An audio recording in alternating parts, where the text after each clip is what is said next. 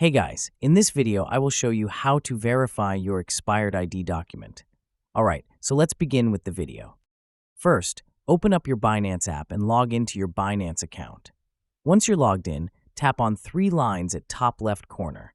Here, navigate to your profile by tapping on your account icon. In the profile section, look for the verifications option.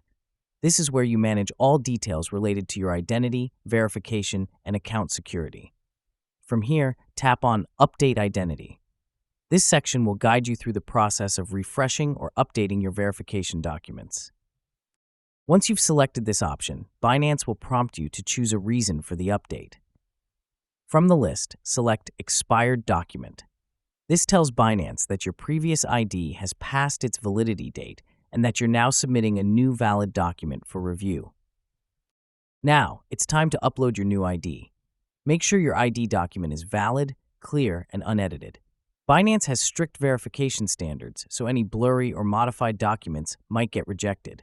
After the upload, Binance will ask you to complete a selfie or liveness check. Follow the on-screen instructions carefully. Once you've completed the selfie check, hit Submit to send your request for review. And that's it. So that is how you can verify your expired ID document. So that's all for this video. Thanks.